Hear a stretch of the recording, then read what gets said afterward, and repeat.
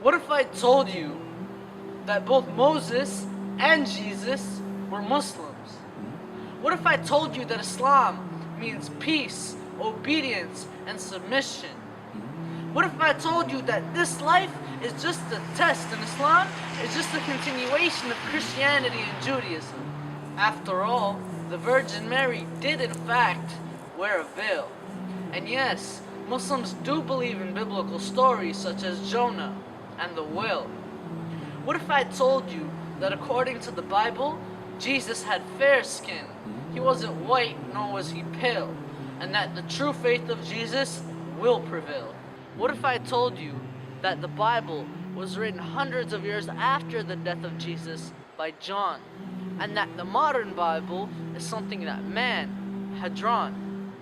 What if I told you that Muslims greet each other by wishing peace upon one another, and that our women are not oppressed?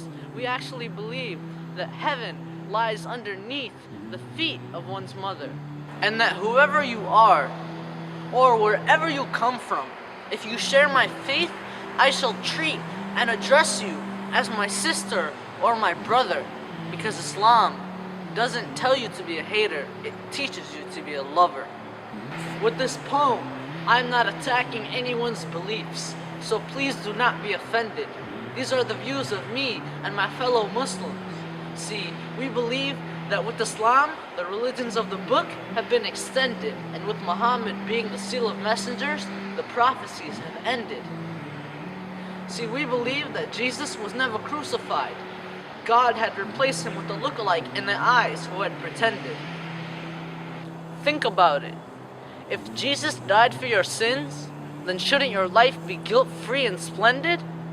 If that was the case, you would never be held accountable for anything you did in this life, which poses the question, what is the purpose of this life but a test? There is something that you must take in and understand. Jesus is not God, he is a man. See, Jesus never said to worship him. That is something that he would have hated and despised.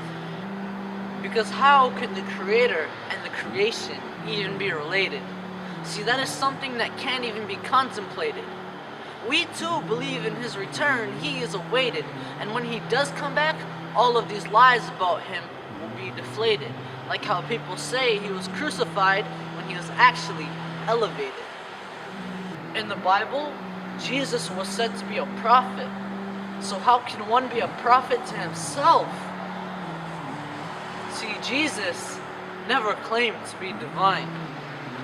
Did you know that both Christianity and Judaism forbid the consumption of both alcohol and swine?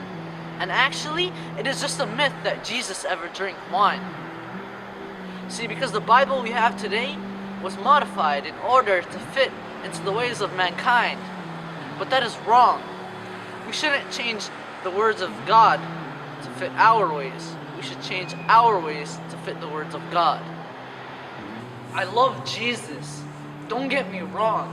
In fact, he is one of the most quoted prophets in the Quran. So I suggest that you research this matter so you can pass this test.